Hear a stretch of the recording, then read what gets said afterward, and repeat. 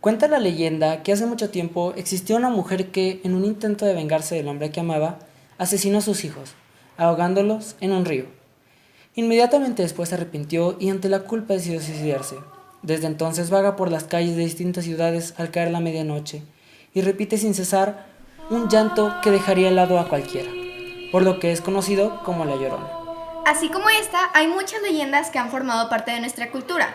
Hola a todos, yo soy Angie y junto con mi compañero Tadeo les vamos a hablar sobre qué son las leyendas y vamos a estar contando algunas cuantas. ¿No es así, Tadeo? Sí, claro, pero no podemos seguir contando estas grandes historias sin antes conocer qué son. Sí, es cierto. Bueno, la leyenda es un texto narrativo que contiene elementos reales e imaginarios, el cual se transmite de manera oral a través de las generaciones. Eso de que se transmite de generación en generación me parece muy interesante, muy increíble porque pues cada persona va agregando algo nuevo o lo cuenta como ella lo interpreta o lo cuenta como se lo contó el abuelito, por ejemplo, y pues hace que cambie de una manera completa. Ajá, sí, de hecho es algo característico de la leyenda. También algo muy característico de las leyendas es el uso de las figuras retóricas. Pero, ¿cuáles son esas figuras? Pues, por ejemplo, la hipérbole, el epíteto y la comparación. Ah, porque cuando hablamos de hechos fantásticos como los que hay en las leyendas, se necesitan elementos que permiten engrandecerlos y dar una apariencia más allá de lo normal. Así es, y así podemos impresionar a la gente. Pero vamos a qué se refieren cada una de estas figuras. ¿Me ayudas? Sí, bueno, pues la hipérbole se refiere a la exageración en las narraciones. El epíteto es cuando juntamos un sustantivo con un adjetivo para subrayar una cualidad. Y la comparación es un símil. Oh, muy interesante. Pero bueno, vamos con otra leyenda. Y qué mejor que con la del Callejón del Diablo, que es una leyenda muy característica de aquí de México. Ok, ubicada en la Ciudad de México, cuentan que en este callejón se aparece el mismísimo diablo. Un hombre escéptico decidió comprobar tal historia, con lo que se animó una noche a caminar por ahí. Se trataba de un lugar sombrío donde se encontraban algunos árboles. Cuando no llevaba ni la mitad del camino, se detuvo, ya que creyó haber visto una sombra detrás de un árbol. Enseguida continuó andando y cuentan que la sombra se le acercó, tomando la forma de un hombre que reía intensamente. El hombre, antes escéptico, salió corriendo, pero comenzó a sentir que el suelo se hundía y le atrapaba con fuerza para impedir su huida. No obstante, logró escapar y transmitir su encuentro con el diablo a quienes se encontró por el camino. En otras versiones se cuenta que la aparición fue hacia un hombre borracho y que, para evitarla, es necesario depositar diariamente joyas y ofrendas bajo el árbol donde se aparece. Wow, muy interesante. Pero bueno, continuando con nuestra historia, también es necesario que conozcamos la estructura de estas famosas leyendas para así poder identificarlas. Exactamente, Tadeo. La leyenda, en estructura, es como la de un mito, pues se comienza por un planteamiento en el cual se presenta la historia. Sí, pero después se presenta el desarrollo, que es la parte donde comienzan a tensarse la situación, es donde se da a conocer el rompimiento del equilibrio de la historia o el problema, por así decirlo. Ajá, y al final llegamos al desenlace o cierre de la historia. Es una estructura que conocemos muy bien, pero vale la pena repasar. Sí, pero algo que también debemos tomar en cuenta es la diferencia entre mitos y leyendas, ya que son términos que se suelen confundir mucho.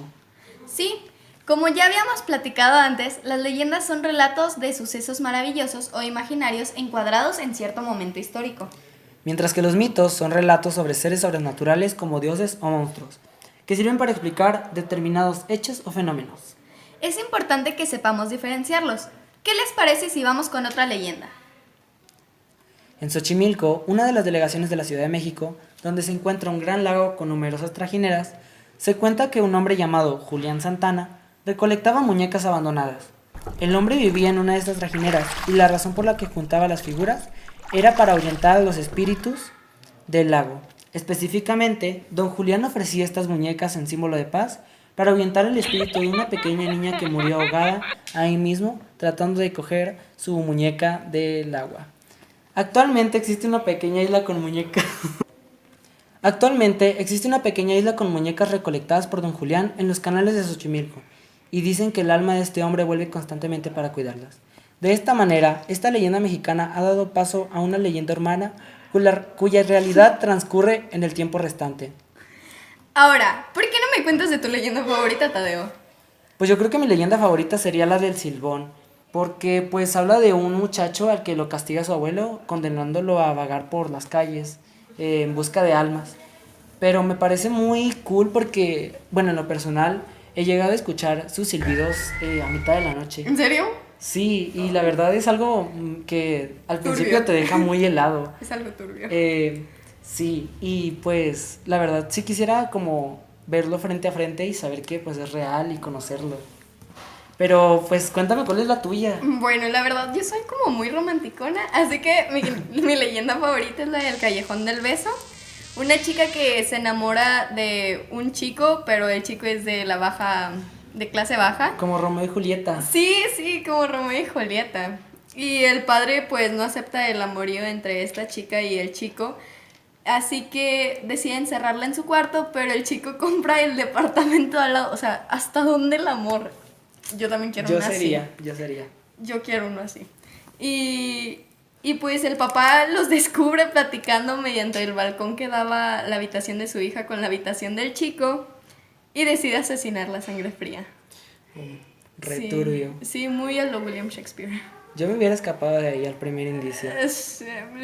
No sabo. Oye, pero ¿sabes cuál es el origen de las leyendas? Ah, sí. La palabra leyenda procede del latín medieval, le dije leyenda, que significa lo que ha de ser leído. Sí, y en algunos oficios religiosos de la primitiva iglesia cristiana se leían en voz alta leyendas o vidas de santos, pero según yo también se les conoce como cuentos sumerios. Una de estas narraciones más famosas de la Edad Media fue la leyenda dorada, escrita en latín en 1264 por el dominico genovés Santiago de Borgoña, tratado hagiográfico en el que la exaltación de las figuras de los santos roza en ocasiones con lo fantástico. Vaya, pero ¿tú qué tipo de leyendas conoces? Pues se dividen en leyendas según su origen y según su temática. Las leyendas según su origen son las leyendas urbanas que se generan en las ciudades, las leyendas locales que surgen dentro de un pueblo y las leyendas rurales que solían aparecer durante la época feudal, donde la mayoría de la población era rural, como la del Charro Negro. ¡Oh, sí! Y las leyendas según su temática se dividen en leyendas históricas que se basan en personajes o hechos históricos, las leyendas escatológicas que hablan sobre la vida tras la muerte o sobre el más allá, y las leyendas etiológicas que hacen referencia al origen del mundo animal, y las leyendas religiosas hablan de santos o personas importantes en el corpus religioso. ¡Wow! Hay muchas cosas interesantes sobre las leyendas. Bueno, yo me alegro mucho de haber compartido este espacio informático contigo, Angie. A mí también, Tadeo. Me alegra haber conocido un poco más de las leyendas a tu lado. Bueno, pues les agradecemos mucho que hayan escuchado nuestro podcast y pues yo los dejo con la última leyenda que elegimos para ustedes, que pues mi compañera Angie les va a leer. Esperamos que les guste y pues esto es todo por nuestra parte. Esta leyenda mexicana proviene de Teloloapan. Nos cuenta que hace muchos años dos pastoras se unieron a un grupo de peregrinos y a partir de haber realizado promesas al señor Chalma, se desplazaban a su ermita caminando durante varios días para rendirle tributo. Pero llegando a cierto punto del trayecto, las pastoras comunicaron al resto que estaban agotadas y que se arrepentían de haber prometido ir a Chalma. De modo que esperarían allí que el colectivo de peregrinos regresase en su camino de vuelta. Sin embargo, al empezar a caminar de nuevo, estos últimos echaron la vista atrás y en vez de divisar a las pastoras, vieron dos rocas con forma de mujer.